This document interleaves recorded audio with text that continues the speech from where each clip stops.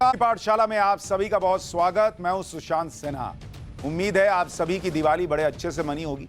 हालांकि देश के कई हिस्सों में तो आज भी दिवाली मनाई जा रही है, बाकी जगह सभी ने धूमधाम से दिवाली मना भी ली। लेकिन एक बड़ा सवाल जो इस दिवाली के बाद भी बना हुआ है, वो सवाल यह है कि क्या हिंदुओं में मन में वो भावना आई है जो भावना पीएम मोदी और सीएम योगी ने उनके अंदर जगाने की कोशिश की है। वो भावना है हिंदू एकता की। वो भावना है बिना बटे बिना कटे पूरे हिंदू समाज को एकजुट करने की। क्योंकि सबसे बड़ा खतरा इसी बात का है कि हिंदुओं को बांटने वाले पूरी ताकत से लगे हुए, लेकिन हिंदुओं को एकजुट करने वाले, उनकी ताकत कहां जाती? कभी जाति के नाम पर, कभी प्रांत के नाम पर, किसी उत्तर भारत के नाम पर, कभी दक्षिण भारत के नाम पर बांटने की भरपूर कोशिश होती। लेकिन हिंदुओं को तोड़ने का जो सपना देख रहा है, उन लोगों के सामने मोदी योगी की एक दीवार सी खड़ी, जो खुलकर कह रहे हैं कि बटेंगे तो कटेंगे। इस नारे ने जाति की राजनीति करने वालों के पूरे खेल को कैसे पलट दिया है और कैसे हिंदुओं की एकता इस बांटने वाली राजनीति के सामने जरूरी है, पहले इस पर एक रिपोर्ट देखिए।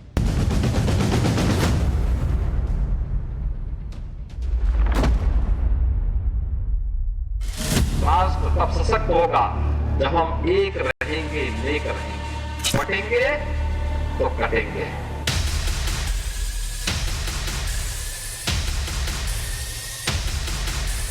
तो कटेंगे। देश और देश के अंदर ऐसे आदमी को मुख्यमंत्री रहने का मतलब ही नहीं बनता है जो इस टाइप की भाषा को इस्तेमाल करते हैं। अगर बटोगे तो कटोगे, क्या मतलब बनता है?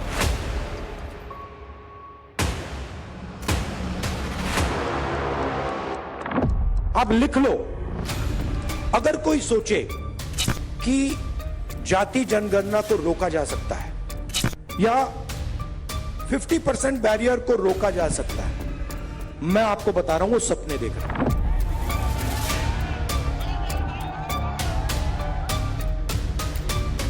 अगर हम बटेंगे तो बांटने वाले महफिल सजाएंगे।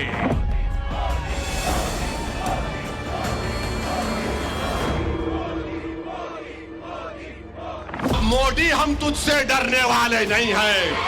अरे हम वो हैं मोदी जो सिर्फ अल्लाह से डरते।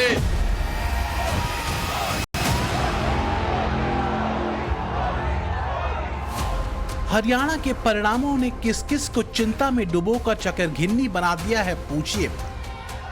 हिंदू बटा तो क्या घटा और हिंदू एकजुट हुआ तो क्या हुआ, परिणाम सबके सामने। यही सबसे बड़ी चिंता उस विपक्ष की जिसने जाति वाला मायाजाल फैलाकर करीब 3 महीने पहले ही लोकसभा चुनावों में बीजेपी को 240 सीटों पर समेट दिया था।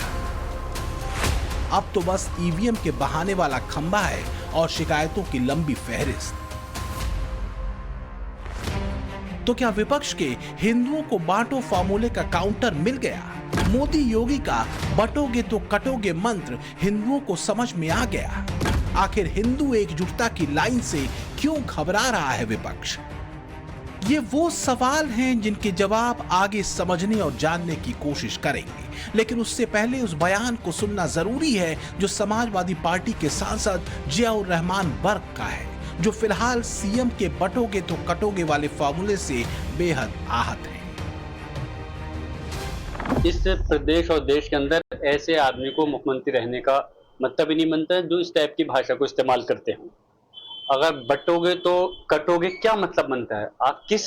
मैं पूछना चाहता हूं कि सर्वोच्च न्यायालय इस चीज पर ध्यान दे कि अगर इस प्रदेश के मुख्यमंत्री की सरकार की भाषा ऐसी होगी तो जो यहाँ पर माइनॉरिटी के अंदर जो लोग हैं, जो मुस्लिम समाज हैं, वो अपने आप को सुरक्षित कैसे महफूज करेंगे? तो सवाल बर्क साहब के इसी टाइप के बयान को लेकर है कि ऐसी कौन सी बात कह दी सीएम योगी ने जिससे ये इतने पीड़ित हो गए। अगर मोदी योगी हिंदू एकजुटता की बात करते हो तो इसमें गलत क्या है? क्या ये बात ढकी छुपी है कि समाजवादी पार्टी मुस्लिम यादव वोट बैंक के खास फॉर्मूले को साध कर ही सत्ता की मलाई काटती रही है?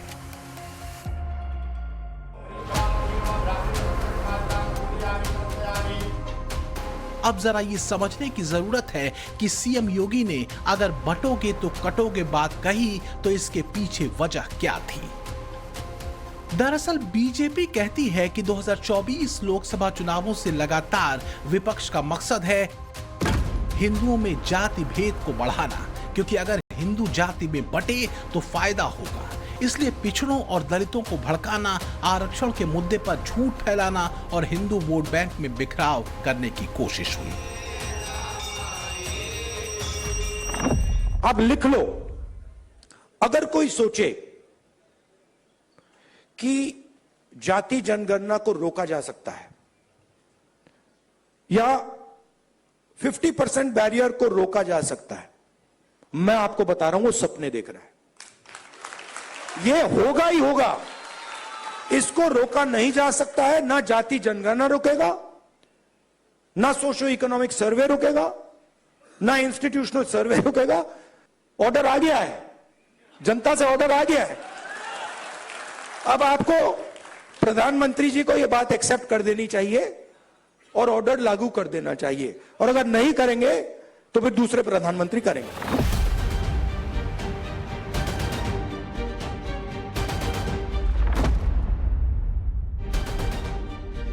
तो जो जातियों में हिंदू समाज को बांटे वो ठीक, जो मुसलमानों से जाति न पूछे वो सेकुलर, और जो हिंदुओं से जाति में न बंटने की अपील करे वो कम्युनल।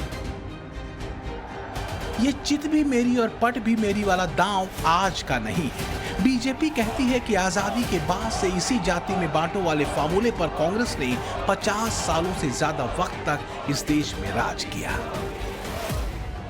कांग्रेस हमेशा बांटो और सत्ता पाओ के फॉर्मूले पर चली है। कांग्रेस ने बार बार ये सिद्ध किया है कि वो एक गैर जिम्मेदार दल बन गया है। वो अभी भी देश को बांटने के लिए नए नए नैरेटिव गढ़ रही है। कांग्रेस समाज को बांटने का फॉर्मूला लाती रहती है। तो क्या ये दो सूत्र हिंदुओं को जाति में बांटने वालों की मंशा पर भारी साबित हुए?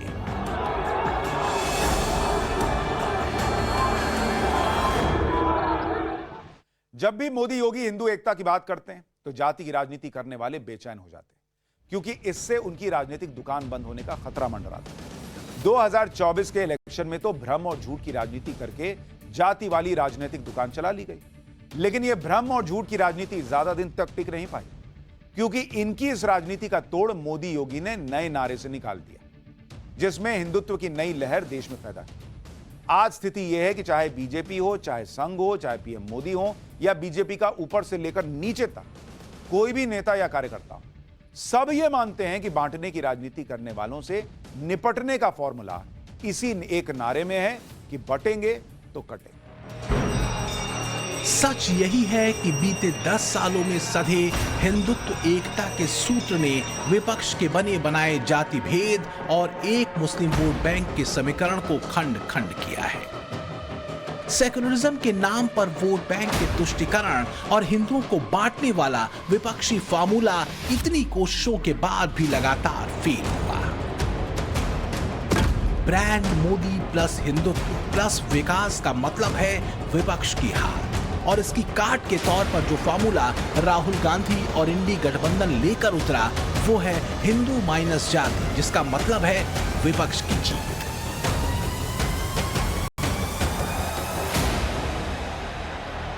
तो हिंदू को संगठित होना पड़ेगा।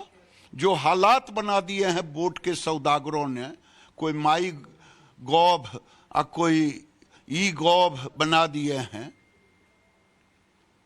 वोट के सौदागरों ने हमें इतना नुकसान किया है कि आज कई इलाकों में हिंदू कहने में भी डर लगता है। इंडी गठबंधन और उसके नेता ये आरोप बीजेपी पर लगाते रहे हैं कि हिंदुओं को भड़काकर बीजेपी सत्ता की राजनीति करती है। लेकिन चाहे राहुल गांधी हो, अखिलेश यादव, तेजस्वी यादव या ममता बनर्जी या कोई इंडी गठबंधन का दूसरा नेता, सबके ऊपर आरोप मुस्लिम तुष्टीकरण के लगते रहे हैं। अब ताजा मामला देखिए। कर्नाटक के हुबली में 2022 में हुए दंगे का केस वहां की कांग्रेस सरकार ने वापस ले लिया। आरोपों के मुताबिक इस दंगे में समुदाय विशेष की करीब 158 लोगों की भीड़ ने न सिर्फ पुलिस बल पर लाठियों और पत्थरों से जानलेवा हमला किया था, बल्कि इसमें कई पुलिसकर्मी गंभीर रूप से घायल हुए थे और सरकारी और निजी वाहनों को भी तहस नहस कर दिया गया था। अब इस केस के कांग्रेस सरकार की तरफ से वापस लेने के बाद बीजेपी नेता अमित मालवीय ने ट्वीट करते हुए लिखा कि कानून और पुलिस विभाग के विरोध के बावजूद कर्नाटक की कांग्रेस सरकार ने पुराने हुबली पुलिस स्टेशन दंगा मामले को वापस ले लिया है। उन्होंने आगे लिखा कि ये कुछ और नहीं बल्कि कांग्रेस की मुस्लिम तुष्टीकरण की नंगी राजनीति है। वोट बैंक के तुष्टीकरण का ये खेल डंके की चोट पर होता रहा है और ऐसा ही एक खेल करीब 12 साल पहले यूपी में हुआ था, जब यूपी में अखिलेश की सरकार थी। तब तत्कालीन अखिलेश सरकार ने 2012 में आतंकियों पर से केस वापस लेने की कोशिश की थी। 7 मार्च 2006 में वाराणसी, फैजाबाद और लखनऊ में सिलसिलेवार धमाके हुए थे। 2012 में तत्कालीन अखिलेश सरकार ने केस वापस लेने की अर्जी दी थी। इस पर तर्क टिप्पणी करते हुए हाई कोर्ट ने पूछा था कि क्या आतंकियों को पद्म भूषण से नवाजना चाहती है यूपी सरकार। सवाल यही है कि दंगाइयों और आतंकियों पर से केस हटाना क्या सेक्युलरिज्म है और हिंदुओं को एकजुट होने की बात कहना सांप्रदायिकता। बीजेपी कहती है कि एक तरफा धर्मनिरपेक्षता का राग देश के बहुसंख्यक समाज ने सबसे ज्यादा झेला है, अपने आराध्य देव स्थानों की आहुतियां देकर और फिर जातीय राजनीति का दंश झेलकर और इसी आधार पर बंटकर। तो क्या यही वजह है कि अब बीजेपी और संघ मोदी योगी के हिंदू एकता के मंत्र को लेकर ज्यादा मुखर दिख रहे हैं? दुर्बल रहना अपराध है। हम अगर दुर्बल है, असंगठित है, तो उसका मतलब हम अत्याचार को निमंत्रण दे रहे हैं।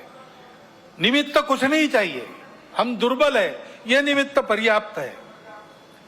और इसलिए जहां कहीं भी हम है वहां संगठित रहना, सशक्त रहना, किसी से शत्रुता नहीं करना, हिंसक नहीं बनना, योगदान देने वाले बनना, परंतु इसका अर्थ दुर्बल रहना नहीं, अशक्त रहना नहीं। इसको हमको करना ही पड़ेगा। जो भारत जोड़ने निकले थे, जो मोहब्बत की दुकान का शिगुफा छेड़ रहे थे, उनकी मोहब्बत और एकता के सूत्र कितने सेलेक्टिव थे, क्या ये देश समझ चुका है? क्या मोहब्बत सिर्फ एक मजहब के लिए थी और नफरत हिंदू एकता के लिए? मीडिया के आप, नाम क्या आपका? हाँ, आप शिव प्रसाद जी हैं। आपके मालिक का क्या नाम है? आपके मालिक का क्या नाम है? क्या नाम है? नाम बताओ, नाम बताओ। ओए मारो मत यार, मारो मत उसको, मारना नहीं है, मारना नहीं है। नाम बताओ उसका। ए छोड़ो अपना कैमरा कहीं और ले जाओ, चलो हैं? आप लॉ एंड ऑर्डर की बात कर रहे हैं, लेकिन तुम पिछड़े हो कि क्या? नाम क्या है तुम्हारा? नहीं नाम बताओ इनका क्या है, नाम बताओ।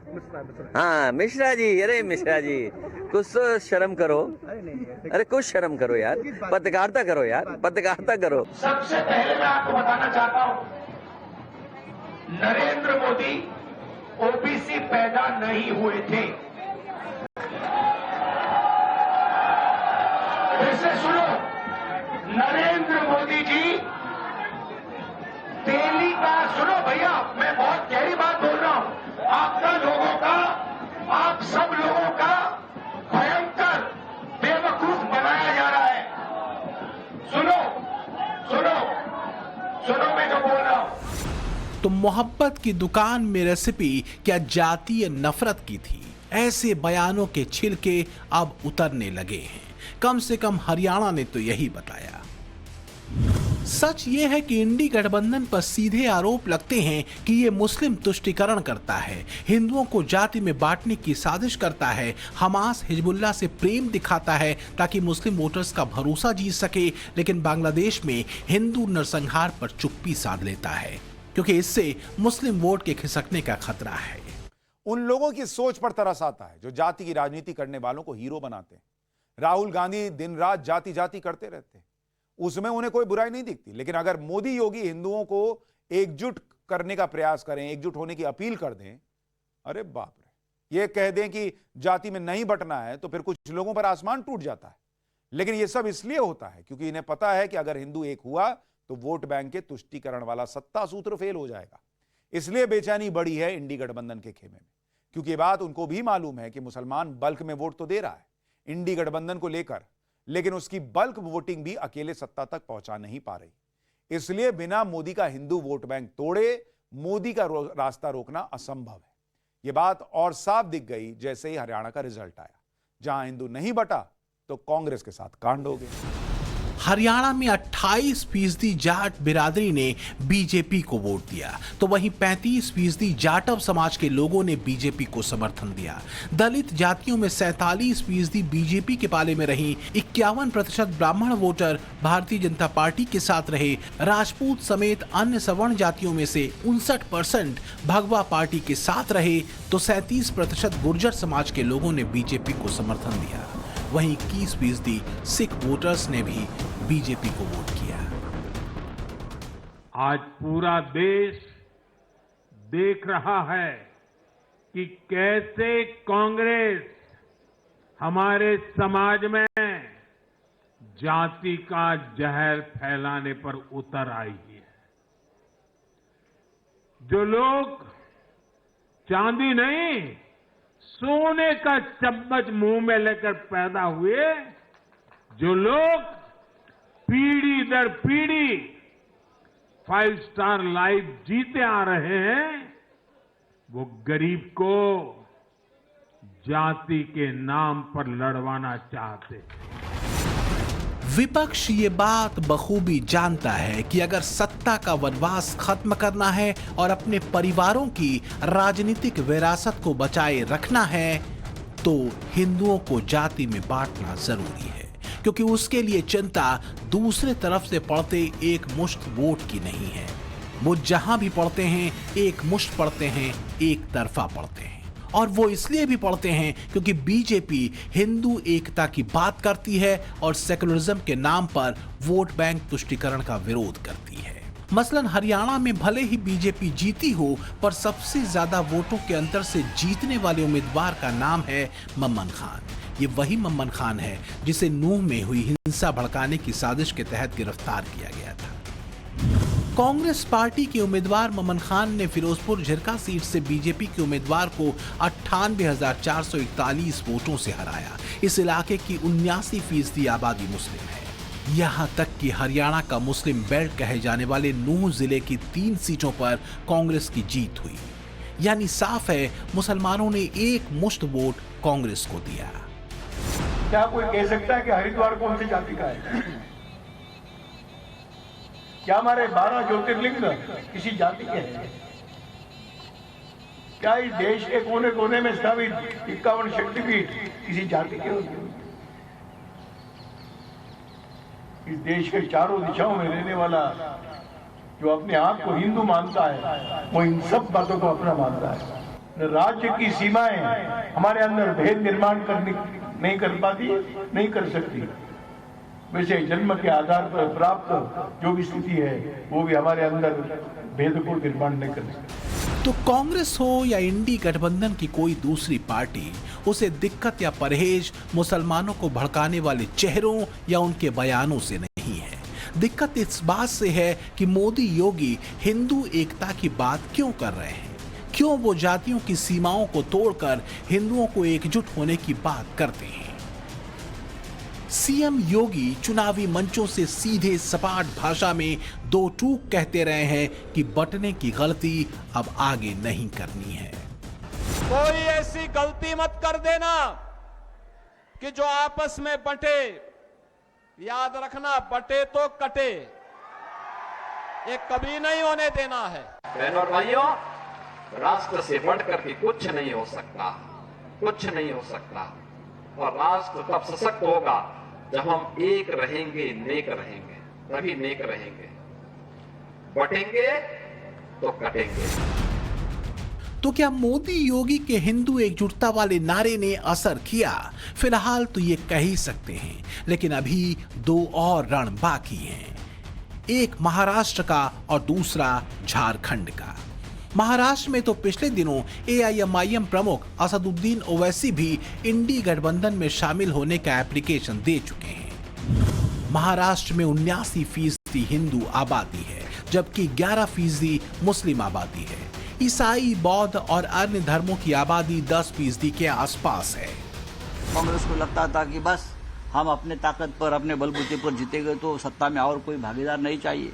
मैं ये मानता हूं कि भारतीय जनता पार्टी ने जो चुनाव लड़ा है वो बहुत ही बेहतरीन तरीके से लड़ा है। हारी हुई बाजी बीजेपी ने जीत ली, ये मान्य करना पड़ेगा। और कांग्रेस तो जीत रही थी, लेकिन बीजेपी आ गई। उनकी यंत्रणा है, उनका एक सिस्टम है, उनका एक मैनेजमेंट है, उनको मानना पड़ेगा। महाविकास आघाड़ी के लोग बोल रहे हैं कि कांग्रेस को अहंकार हुआ था, कांग्रेस फेक नैरेटिव फैला रही थी, कांग्रेस जाति में बैर पैदा कर रही थी। इसलिए वहाँ की जनता ने विकास को अपनाया और ये निगेटिव और फेक नैरेटिव को नकारा है। लोकसभा चुनावों में इंडी गठबंधन की जाति वाले दांव ने असर दिखाया था और कांग्रेस सबसे बड़ी पार्टी के तौर पर उभरी। लेकिन अगर हरियाणा वाली एकजुटता का मोदी योगी मंत्र यहां चला तो राहुल एंड पार्टीज का महाराष्ट्र विजय का स्वप्न टूट सकता है, खासकर तब जब इंडी गठबंधन में नो एंट्री के साइन के बाद महाराष्ट्र के समर में ओवैसी को मजहबी लाइन पर खुला खेल खेलने का मौका दे दिया जाए। वैसे भी वक्फ कानून को लेकर ओवैसी आग लगाने जमीन पर कूदे हुए हैं। मेरे भाई होशियार और चौकन्ना रहिए।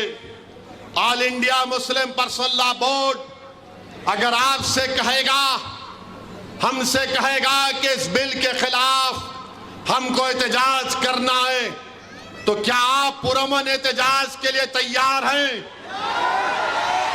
आप एहतजाज के लिए तैयार हैं? हाथ उठाकर बताइए कि आप एहतजाज के लिए तैयार हैं।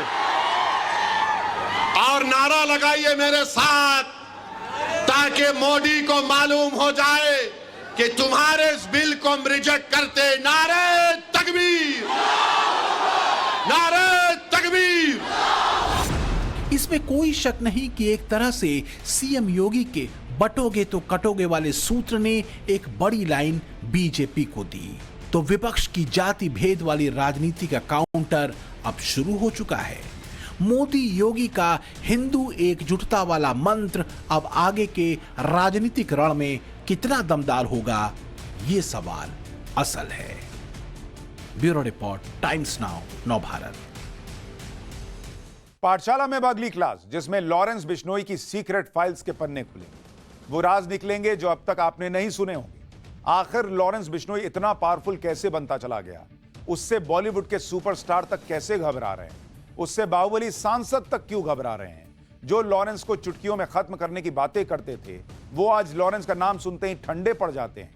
लेकिन लॉरेंस का ऐसा खौफ कैसे बना? कैसे उसका नाम कुछ ही सालों में दुनिया भर में फैल गया? लॉरेंस बिश्नोई की उस चार्जशीट में क्या है जिसमें लॉरेंस के सारे राज छिपे हैं?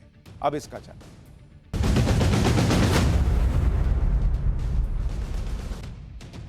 दिल्ली पुलिस की स्पेशल सेल ने लॉरेंस बिश्नोई के खिलाफ एक 300 पेज की चार्जशीट तैयार की। इस चार्जशीट में लॉरेंस की पूरी क्राइम कुंडली बताई गई है। इसमें लॉरेंस के एक स्टूडेंट से खतरनाक क्रिमिनल बनने तक के बारे में एक एक डिटेल है।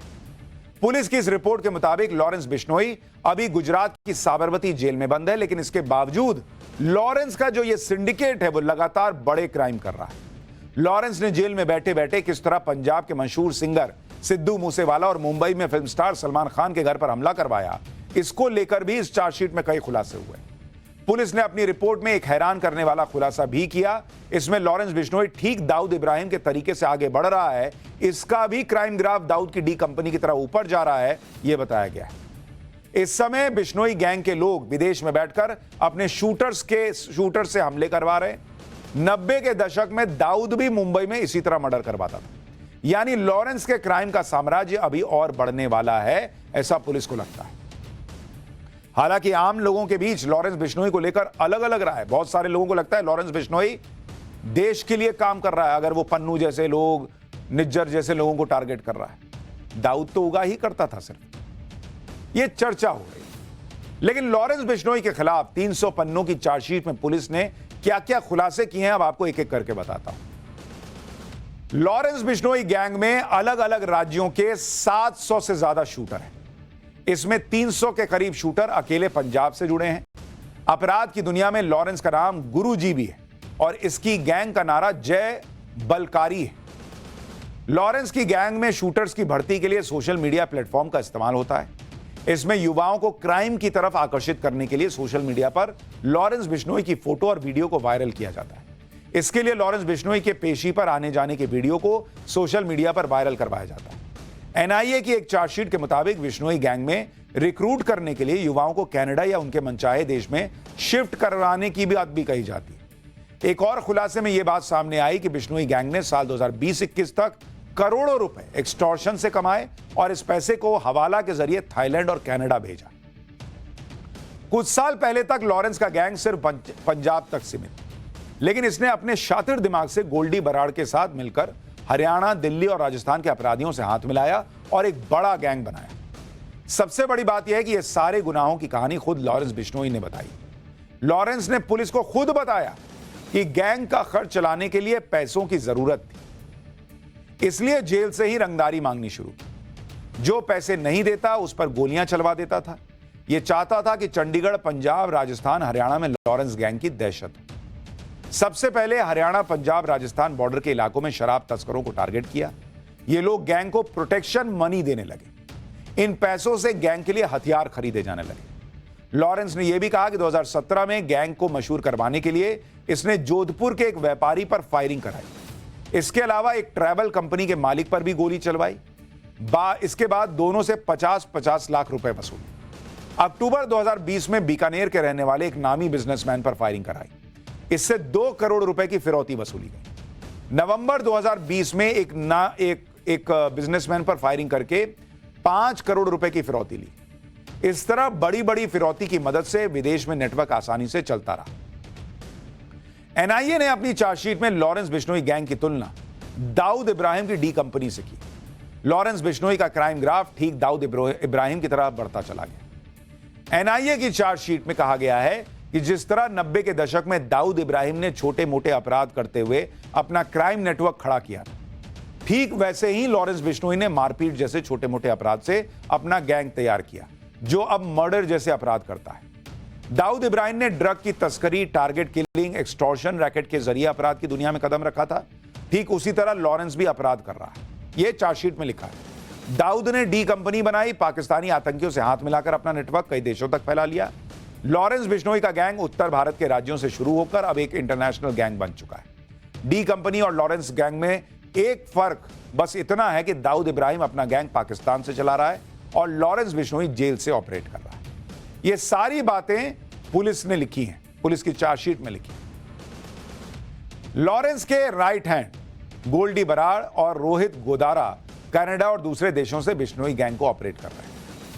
लॉरेंस की क्राइम कुंडली किस तरह दाऊद से मिलती है, इसका एक और उदाहरण देखिए। जून 2022 में सामने आए क्रिमिनल डोजियर के मुताबिक पिछले 12 साल में लॉरेंस के क्राइम लिस्ट में बहुत तेजी से बढ़ोतरी। अगर आप केसेस देखेंगे कि किस तरह से केस बढ़े हैं लॉरेंस बिश्नोई पर, तो आपको अपने आप पता चल जाएगा कि क्या तस्वीर रही है लॉरेंस बिश्नोई की और उसका क्रिमिनल केस। अगर आप देखेंगे लॉरेंस बिश्नोई, इस पर कुल केस अगर आप देखेंगे, कुल केस जो हैं वो कुल क्रिमिनल केस वो 36 हैं और दोषी उसे पाया गया है 6 केस में। 6 केस में लॉरेंस बिश्नोई दोषी पाया जा चुका है। सुनवाई उसकी चल रही है, अभी भी 21 केस में सुनवाई चल रही है। और इतना ही नहीं, लॉरेंस बिश्नोई 9 ऐसे केस हैं जिसमें बरी कर दिया गया है क्योंकि गवाह मुकर गए। ये सभी केस दिल्ली, हरियाणा, पंजाब और राजस्थान में दर्ज है। आज की तारीख में लॉरेंस का गैंग डी कंपनी की तरह ही कई देशों में फैल चुका है। लॉरेंस का गैंग यूएसए, अजरबैजान, पुर्तगाल, यूएई, रूस और थाईलैंड जैसे देशों तक फैल चुका है। इस गैंग के लोग दुनिया की कई एजेंसीज की मोस्ट वांटेड लिस्ट में। भारत में पंजाब से शुरू हुआ लॉरेंस गैंग उत्तर प्रदेश, हरियाणा, महाराष्ट्र, दिल्ली, राजस्थान और झारखंड तक फैल चुका है। आज की तारीख में लॉरेंस गैंग के पास देश के अलग अलग इलाकों से हथियार पहुंच रहे हैं। इसमें मध्य प्रदेश के अलावा यूपी के मेरठ, मुजफ्फरनगर, अलीगढ़ और बिहार के मुंगेर, खगड़िया से हथियार आते हैं। इतना ही नहीं, पाकिस्तान बॉर्डर पर भी गैंग के पास हथियार पहुंचने की खबरें हैं। पिछले 12 सालों में लॉरेंस गैंग ने अपने कनेक्शन कई देशों के क्रिमिनल से बना लिए। अब आपको वो मर्डर केस भी बताता हूं जिनकी वजह से पूरे देश में लॉरेंस बिश्नोई का नाम अपराध की दुनिया में कुख्यात होता गया। इस लिस्ट में पहला मर्डर मशहूर पंजाबी सिंगर सिद्धू मूसेवाला का था। 29 मई 2022 में लॉरेंस बिश्नोई के शूटर्स ने सिद्धू मूसेवाला की हत्या कर दी थी। सिद्धू मूसेवाला को 24 गोलियां मारी गई। इस पूरे मर्डर की प्लानिंग गोल्डी बराड़ ने की थी। दूसरा मर्डर केस है सुखदेव सिंह गोगामेड़ी का। राजस्थान के राजपूत नेता को 5 दिसंबर 2023 को घर में घुसकर हत्या की गई। इस हत्याकांड में लॉरेंस का राइट हैंड रोहित गोदारा शामिल था, जिसने यह करवाया था। तीसरे केस में सलमान खान के घर पर फायरिंग हुई। इसी साल 14 अप्रैल को सलमान खान के घर गैलेक्सी अपार्टमेंट पर फायरिंग हुई। इस हमले में अब तक लॉरेंस ग्रुप के 3 शूटर्स को अरेस्ट भी किया जा चुका है। चौथा मर्डर केस तो बाबा सिद्दीकी का है। इसी महीने 12 अक्टूबर को मुंबई में बाबा सिद्दीकी की गोली मारकर हत्या हुई थी। पुलिस के मुताबिक इस हत्याकांड में बिश्नोई गैंग के 6 लोग शामिल थे। मुंबई क्राइम ब्रांच ने बताया कि 3 संदिग्ध शूटर्स ने मर्डर से पहले लॉरेंस बिश्नोई के छोटे भाई अनमोल बिश्नोई से बात भी की। ये तो सिर्फ वो केस हैं जो मीडिया की वजह से चर्चा में आए। इसके अलावा कई ऐसे मर्डर केस हैं जो पुलिस की फाइलों में दर्ज हैं, लेकिन उनकी बहुत ज्यादा चर्चा नहीं। लॉरेंस गैंग के लिए एक बात बहुत मशहूर है कि ये जिसके पीछे पड़ जाता है उसे निपटा कर ही छोड़ता है। इसमें पहला नाम सतविंदर सिंह उर्फ गोल्डी बराड़ का है। पुलिस के मुताबिक फरवरी 2021 में एक मर्डर के बाद गोल्डी बराड़ फर्जी स्टूडेंट वीजा पर कनाडा भाग गया। गोल्डी बराड़ इस समय कनाडा, पंजाब और दिल्ली में गैंग को संभालता है। लॉरेंस का दूसरा राइट हैंड है रोहित गोदारा। भाई आप उसको बराड़ को लेफ्ट हैंड कहिए तो ये राइट हैंड। ये राजस्थान और मध्य प्रदेश में गैंग का काम देखता है। इस गैंग में तीसरा नाम है अनमोल बिश्नोई। ये लॉरेंस बिश्नोई का भाई है और विदेश भाग चुका है। इसके पास पुर्तगाल, यूएसए, दिल्ली एनसीआर समेत महाराष्ट्र की भी जिम्मेदारी है। इसके अलावा चौथा नाम है काला जठेड़ी। ये इस समय दिल्ली की तिहाड़ जेल में बंद है, लेकिन जेल में रहते हुए भी हरियाणा और उत्तराखंड में गैंग संभालता है। ये सारे लोग गैंग की रिपोर्ट सीधे साबरमती जेल में बंद लॉरेंस बिश्नोई तक पहुंचाते हैं। यानी लॉरेंस बिश्नोई धीरे धीरे धीरे धीरे करते करते इतना बड़ा नाम बनता चला गया। और पाठशाला में अब अगली क्लास, ऐसा क्या हो रहा है कि बागेश्वर बाबा से लेकर अनिरुद्धाचार्य महाराज तक कई बार आजकल टेंशन में आ जाते हैं। ये बाबा दुनिया भर की समस्याएं सुनते हैं, उन समस्याओं का समाधान करने की कोशिश करते हैं, लेकिन कई बार ऐसा भी होता है कि जो समस्या बताने आता है वो खुद इन बाबाओं के लिए समस्या बन जाता है। अब इसका चैप्टर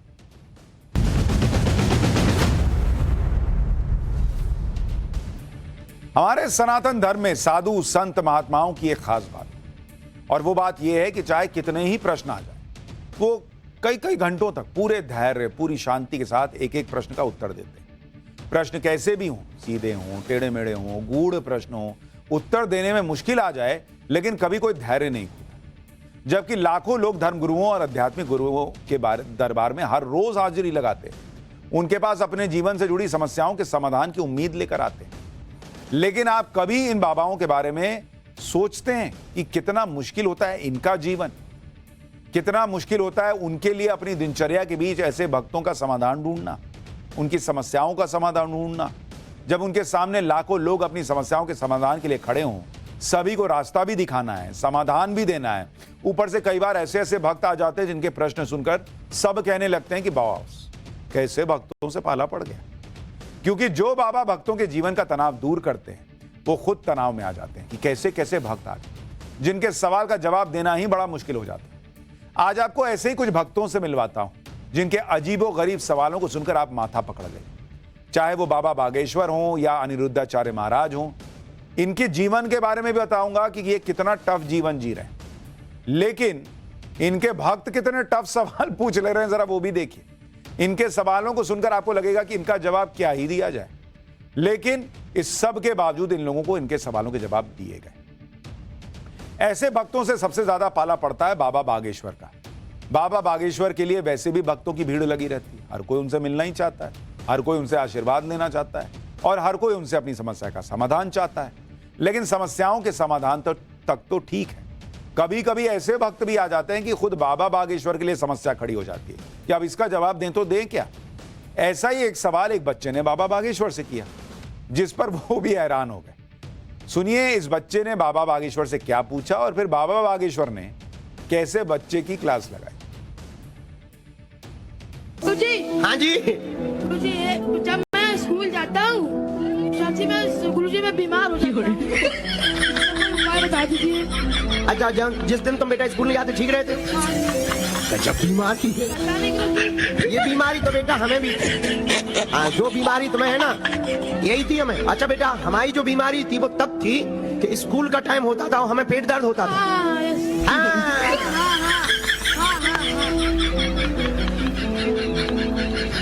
अच्छा बेटा, गाड़ी निकल जाए, एक दो लेक्चर पूरे हो जाए तो सही हो जाता है।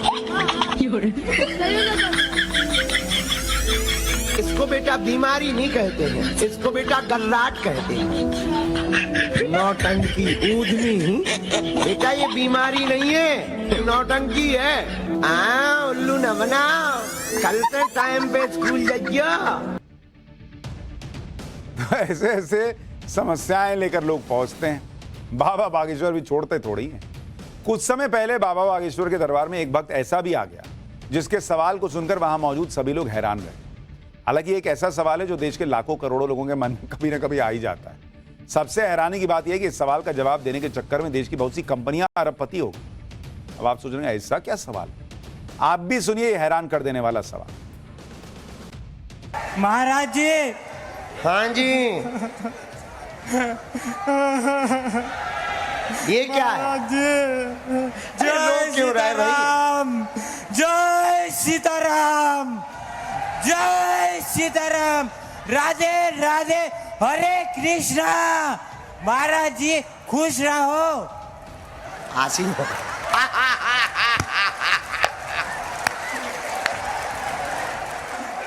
गुरुजी तुम कहाँ थे अभी तक?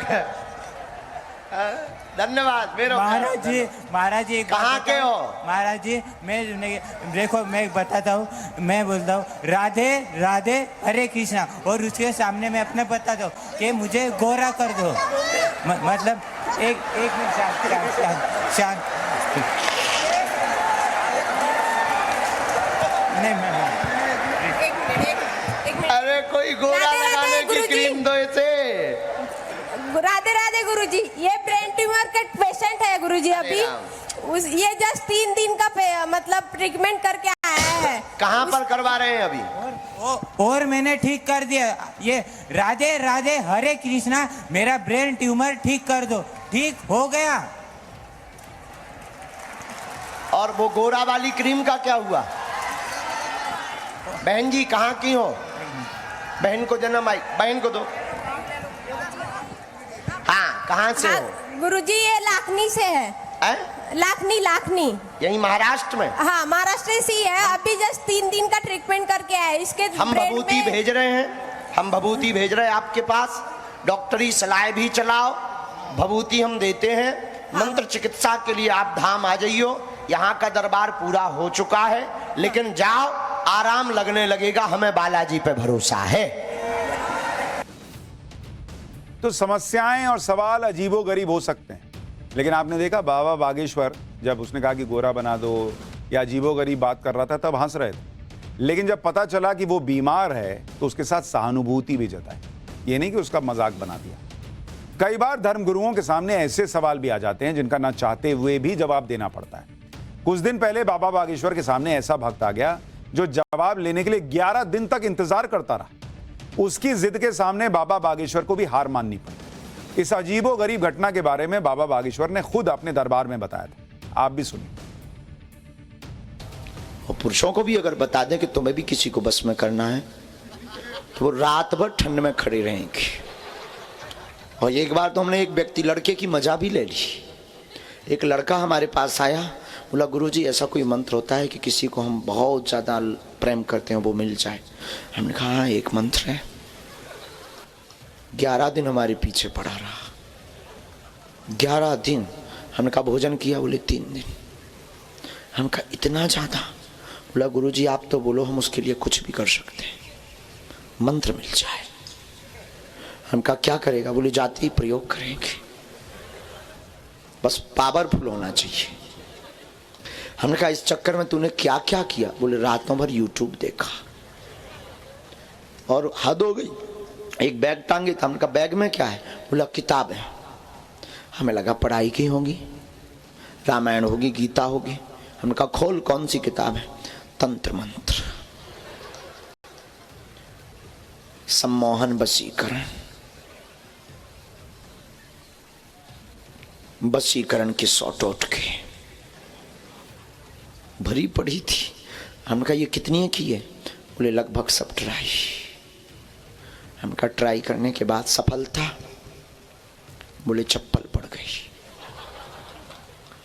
हमने कहा तो हमारा वाला मंत्र मत लो। बोले क्यों? हम कहा हॉस्पिटल का बेड भी सेट हो सकता है, इसलिए हमारे चक्कर में ही पड़ो मत। लेकिन वो पीछे पड़ा रहा तो 12वें दिन हमने मंत्र भी दे दिया। तुम्हें भी दे दें? ले लो। नहीं कहाँ आएगा? निकालो मोबाइल, लिखो, निकालो। कुछ लोग नीचे निकाल के रिकॉर्ड करके रख लेंगे। ये भी मजा पूरा लेते हैं। आज आपको इन सवालों को सुनकर हंसी आ रही हो, लेकिन सोचिए कि जब इस तरह के सवालों का सामना करना पड़ता है तो इनका क्या हल होता होगा। बाबा बागेश्वर के दरबार की सबसे खास बात यह है कि वो हर प्रश्न का जवाब बड़ी शांति और प्रसन्नता के साथ देते हैं, जबकि इनकी दिनचर्या इतनी व्यस्त और थकान भरी होती है कि कोई सामान्य इंसान हो तो बिस्तर पकड़े, बीमार हो जाए, लेकिन ये घंटों एक जगह बैठकर लोगों के सवालों का जवाब देते रहते हैं। आज आपको बाबा बागेश्वर की दिनचर्या भी जाननी चाहिए। पंडित धीरेन्द्र कृष्ण शास्त्री पूरे दिन में मात्र 3 घंटे ही सोते हैं। उन्हें जब भी समय मिलता है तो वो 15 से 20 मिनट योग कर लेते हैं ताकि रिलैक्स रह सके। बाबा बागेश्वर सुबह के 3 से 4 बजे तक लोगों से मिलते हैं। पंडित धीरेन्द्र कृष्ण शास्त्री की एक और आदत है कि वो रात में अचानक कभी भी भक्तों के बीच पहुंच जाते हैं। कई बार तो वो रात भर तक जागते हैं। बहुत ज्यादा कथा करने की वजह से वो लगातार यात्रा पर रहते हैं। कथा के दौरान 4-5 घंटे लगातार बोलते हैं। इसके बाद भी लोगों से लगातार बातचीत जारी रहती। लगातार कथा करने और बोलने की वजह से ही पंडित धीरेन्द्र शास्त्री चाय ज्यादा पीते हैं। हालांकि वो लोगों को कम चाय पीने की सलाह भी देते हैं। धीरेन्द्र कृष्ण शास्त्री जी के खाने का कोई टाइम टेबल ही नहीं है, लेकिन वो एक टाइम फल खाते हैं और सादा खाना पसंद करते हैं। उनके खाने में लहसुन और प्याज भी नहीं होता और उन्हें कढ़ी चावल बहुत पसंद है। देश के लोकप्रिय कथावाचक होने के बाद भी पंडित धीरेन्द्र कृष्ण शास्त्री बहुत सामान्य से घर में रहते हैं। वो तो मैंने आपको उनका इंटरव्यू किया था तो घर भी दिखाया था। उनका कोई फार्म हाउस टाइप आश्रम नहीं है।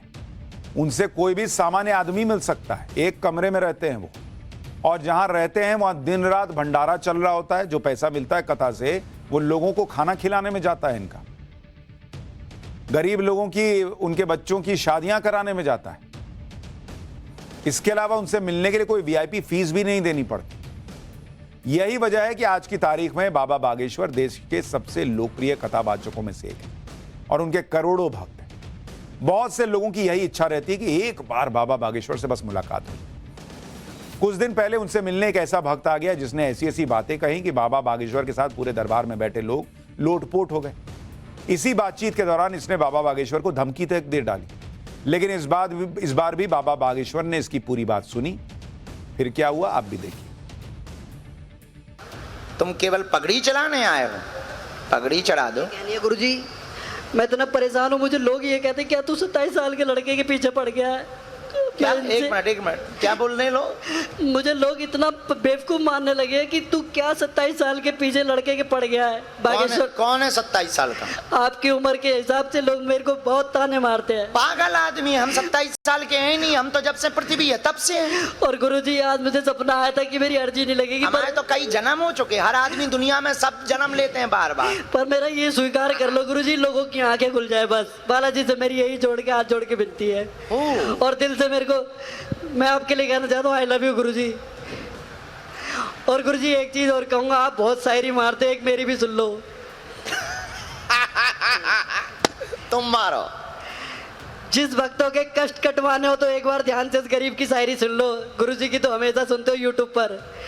ए रूप की रानी चोरों का राजा, ए रूप की रानी चोरों का राजा, अपने कष्ट कटवाने हैं तो बागेश्वर धाम आजा। जय श्री राम। गुरुजी ये चढ़वा दो। पहले ये बताओ, तुमने अपने आप को गरीब हो, हमें अमीर क्यों बोला? गुरुजी आप बड़े बहुत बड़े हो। तुम हमें कहाँ से बड़े लग रहे हैं? मैं आपके धाम पे 5 बार जाता हूँ, 5 बार पैर की चरण की धूल ले चुका हूँ, पर गुरुजी मैं आपसे मिल नहीं पाता। गाड़ी इतनी बड़ी है, गरीब लोग आगे पीछे चलते, आप गाड़ी में हो तो गुरुजी। ये बेटा ते मेहमान गा रहा हो कि हमारी छिलाइया कर? नहीं गुरुजी आप मेरी छिलाई कर दो गुरुजी। हमारे बाप की एक भी गाड़ी है नहीं है, चेलों की गाड़ी पे चल रहे थे। हमें गुरुजी आपका बहुत बहुत आशीर्वाद, आपकी दुआ से और बालाजी की महिमा से मेरा घर बहुत सुखी चल रहा है गुरुजी, इसे स्वीकार कर लो बस। मैं घर जाके फोन पे और देखूंगा 1 घंटा बैठ के कि आपने पेन लगाया है, प्लीज गुरुजी।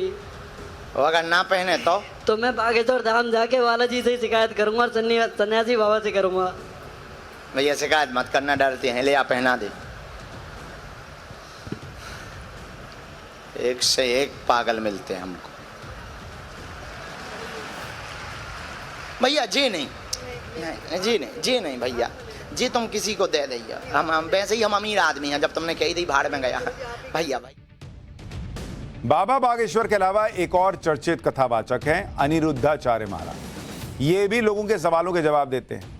इनके पास भी लोग अपनी समस्याएं लेकर आते हैं। कुछ दिन पहले 2 लोग अपनी एक समस्या लेकर इनके पास आए, लेकिन इनके सवाल सुनकर बाबा के साथ साथ वहां बैठे हर व्यक्ति ने अपना माथा पकड़ लिया। देखिए वहां क्या हुआ। शराब पीते हो? जी पी लेते हैं जी। रोज? जी हाँ। कभी कभी? जी रोज पी लेते हैं। कितने की? 1 पाव पीते हैं, 1 सवा सौ की। 125 की? हाँ। तो कितने घंटे नशा रहता है? 5-6 घंटे। कब छोड़ोगे? छोड़ देंगे सर। कब? आज से छोड़ देंगे जी। खाओ माँ कसम के शराब छोड़ दोगे आज से? माँ के कसम खा रहा हूँ, नहीं खाऊंगा शराब पीना। हाँ, नहीं खाऊंगा शराब को? शराब नहीं पीऊंगा सर। शराब नहीं पियोगे? नहीं। माँ की कसम खा गए हो? जी हाँ। माँ जिंदा है? नहीं, मर गया। आपके चलो बहुत खुश है, आपके तो टीवी में समाचार देखते करो, बहुत अच्छे लगे। टीवी में समाचार देखते हो? नहीं, टीवी में दिखाई देते हैं आप पर। तुम दारू पीते हो? आप भी तो लेते हो, मुझे मेरे दिल तभी तो पत्नी खाना नहीं दे रही है। अब नहीं पियोगे पर शराब? अच्छा, कब से नहीं पियोगे? अब महाराज जी ऐसा है कि मान तो जाएंगे, मगर भीतर तो मन नहीं मानता है। उसके लिए दिमाग तो चलता है, चोर चोरी करता मगर मानता नहीं, करता है उसे दिखाता है, मान नहीं मानता है। तो प्रभु आप इतने समझदार हो तो शराब छोड़। तो महाराज 60 साल के हुए, समझदार तो बहुत है। हाँ। जानते समय मानते हो कोई नहीं है। अरे तुम काहे नहीं मानते? शराब छोड़ दो। शराब पीना आपके लिए सही है?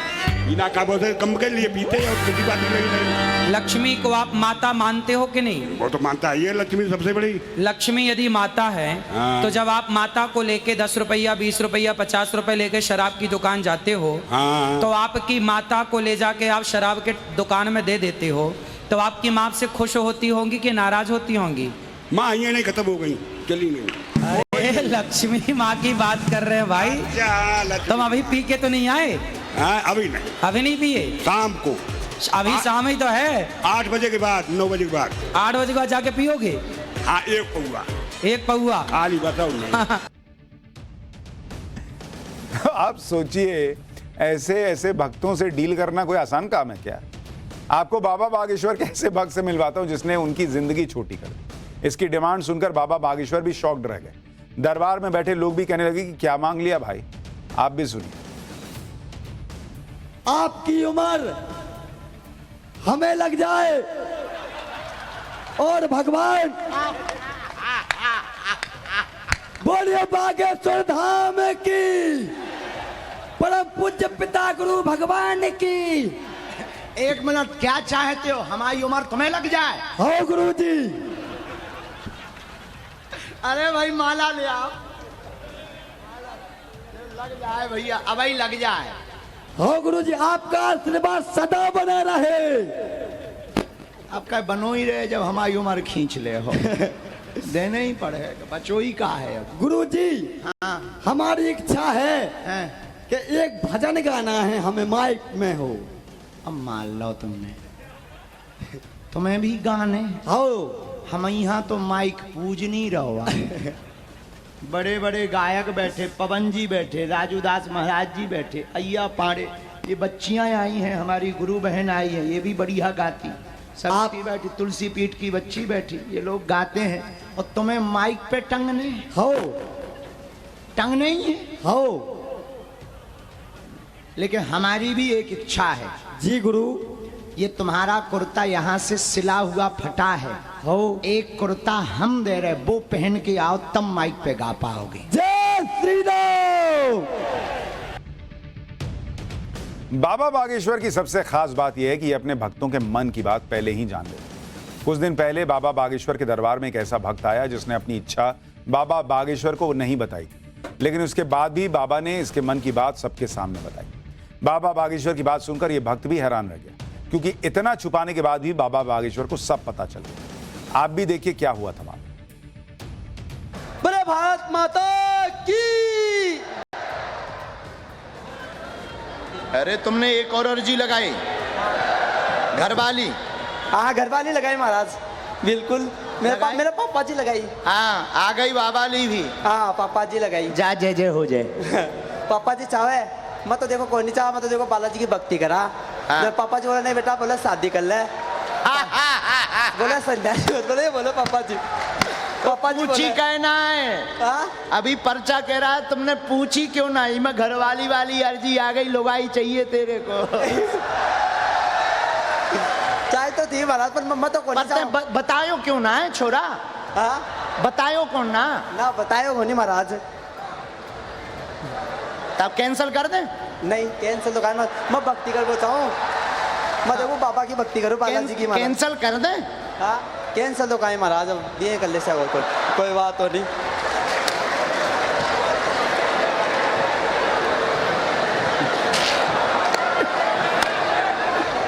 भैया जा हो जाए है, अगले साल हम बुलवा देंगे लुगाई। पाठशाला में अगली क्लास। पिछले कई दिनों से अभिनव अरोड़ा की बड़ी चर्चा है। अभिनव अरोड़ा का परिवार कोर्ट भी चला गया है। उसकी मां ने दावा किया है कि लॉरेंस बिश्नोई गैंग से अभिनव अरोड़ा को धमकियां मिली हैं। यानी अभिनव अरोड़ा लगातार विवाद और खबरों में बना हुआ है। लेकिन अभिनव अरोड़ा इतनी चर्चा में आया क्यों? 10 साल के इस बच्चे के बाल संत होने पर सवाल खड़े हो रहे हैं। अभिनव अरोड़ा को लेकर यह पूरा विवाद क्या है, जरा इसको विस्तार से देखते हैं।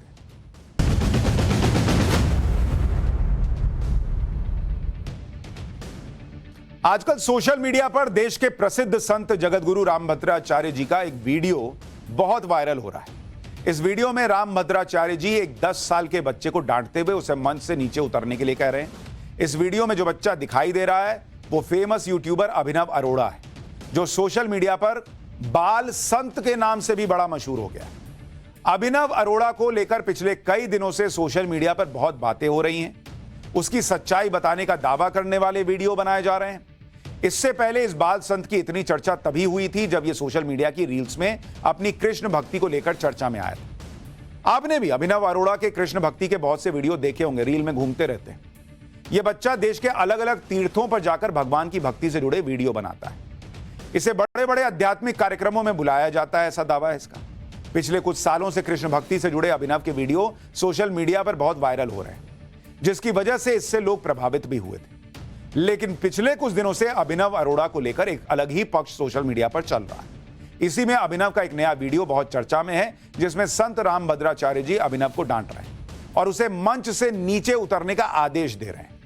पहले आप जरा इस वीडियो को देखिए जो बड़ा वायरल है, इसके बाद इसके पीछे की वजह बताऊंगा। ये सो कॉल्ड बाल संत इस पर क्या जवाब दे रहा है ये भी आपको दिखाऊंगा। पहले जरा वायरल वीडियो नवो राघवाय सियावर रामचंद्र भगवान की, राधावर कृष्णचंद्र भगवान की, भागवत भगवान की, वेद स्तुति की जय जय श्री सीताराम।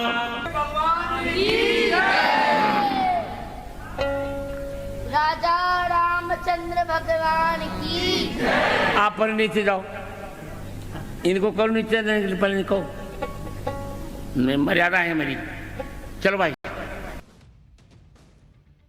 अब ये वीडियो बड़ा वायरल हो गया कि जगत गुरु रामभद्राचार्य जी ने अभिनव को इस तरह से जाने के लिए क्यों कहा। आपको इस वीडियो के पीछे की सच्चाई बताता हूं। सोशल मीडिया पर इस वीडियो को कुछ दिन पहले का बताकर वायरल किया गया, लेकिन यह वीडियो पिछले साल 2023 का है, जब रामभद्राचार्य जी महाराज वृंदावन आए थे। इस दौरान आयोजकों ने अभिनव अरोड़ा को भी बुलाया था, लेकिन इस दौरान अभिनव मंच पर एक आध्यात्मिक गीत पर खुशी से नाचता दिख रहा है।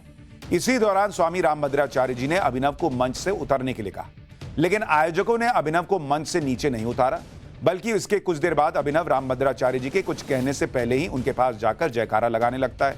इस पर स्वामी रामभद्राचार्य जी नाराज हो जाते हैं और फिर से डांटते हुए अभिनव को मंच से नीचे उतारने की बात कहते हैं। अब इस वीडियो के वायरल होने के बाद अभिनव अरोड़ा का कहना है कि इस वीडियो को कुछ लोग उसे बदनाम करने के मकसद से वायरल कर रहे हैं। अभिनव का यह भी दावा है कि इस घटना के बाद रामभद्राचार्य जी ने उसे अपने पास बुलाकर आशीर्वाद भी दिया, लेकिन इस सच्चाई पर रामभद्राचार्य जी का कुछ और ही कहना है। पहले आप अभिनव का बयान सुनिए, उसके बाद रामभद्राचार्य जी का भी बयान सुनवाऊंगा और फिर अभिनव को लेकर कौन से वीडियो बन रहे हैं, क्या सच्चाई का दावा हो रहा है, वो सब दिखाऊंगा। पहले अभिनव को सुनिए। सच्चाई छुपाई गई, अफवाह उड़ाई गई, बात कुछ और थी, बताई कुछ और गई। वो वीडियो परसों प्रतापगढ़ का बताया जा रहा है, जो कि झूठ है। वो वीडियो आज से 1-1.5 साल पुराना 2023 वृंदावन का है। क्या आपके माता पिता ने आपको कभी नहीं डांटा? क्या आपके गुरु ने आपको कभी नहीं डांटा?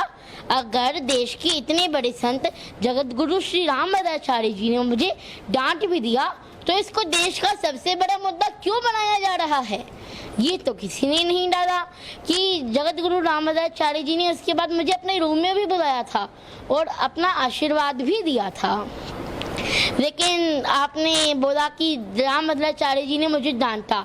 अरे आपके गुरु ने भी तो आपको 8 साल की उम्र में कभी डांटा होगा, 9 साल की उम्र में कभी डांटा होगा। क्या आपसे 8 साल की उम्र में, 9 साल की उम्र में कभी गलती नहीं हुई क्या?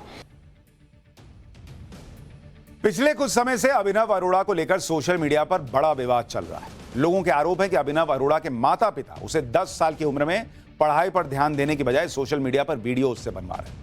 उससे स्कूल से छुट्टी दिलवाकर देश के अलग अलग शहरों में रील बनवा रहे हैं।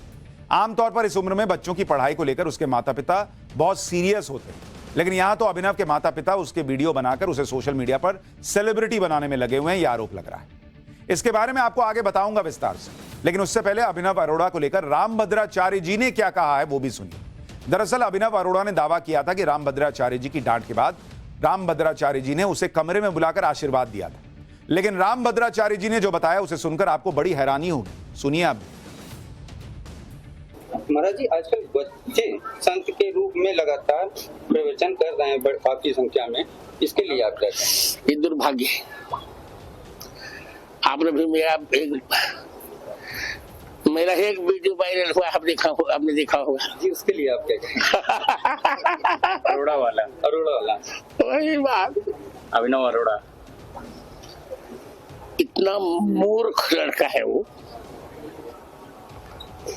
कहता है कि कृष्ण उसके साथ पढ़ता, शिष्यता से उसको बोलने का मायना नहीं, भगवान के उसके साथ पढ़ेंगे। मैंने तो वृंदावन में उसको बहुत डांटा था। यानी रामभद्राचार्य जी के हिसाब से वो कह रहे हैं कि अभिनव जो बातें कह रहा है वो सच्चाई से परे, वो मूर्खता की कैटेगरी में आती है। रामभद्राचार्य जी ने अभिनव अरोड़ा को मूर्ख लड़का क्यों कहा, इसे समझने से पहले आपको अभिनव अरोड़ा के बारे में जानना होगा। 10 साल का अभिनव अरोड़ा दिल्ली का रहने वाला है और उसके पिता एक बिजनेसमैन है। अभिनव अरोड़ा के माता पिता का दावा है कि उनके बेटे का 3 साल की उम्र में अध्यात्म की तरफ गहरी रुचि हो गई उसकी। इसके अलावा 5 साल की उम्र से ही अभिनव ने शास्त्रों और वेदों को पढ़ना शुरू किया। यही वजह है कि अभिनव अरोड़ा ने देश के सबसे युवा आध्यात्मिक वक्ता के रूप में अपनी पहचान बना ली। इंस्टाग्राम पर अभिनव अरोड़ा को 9 लाख से ज्यादा लोग फॉलो करते हैं। अभिनव अरोड़ा को सोशल मीडिया पर बाल संत और बाल कथावाचक के रूप में फेमस किया गया। अभिनव अरोड़ा खुद को भगवान श्री कृष्ण का बड़ा भाई बलराम मानते हैं और श्री कृष्ण जी को छोटे भाई के रूप में पूजते हैं। अभिनव अरोड़ा के श्री कृष्ण के बड़े भाई वाले दावे को लेकर ही रामभद्राचार्य जी ने इसे डांटा था। उनका कहना था कि कोई इंसान भगवान का बड़ा भाई कैसे हो सकता है।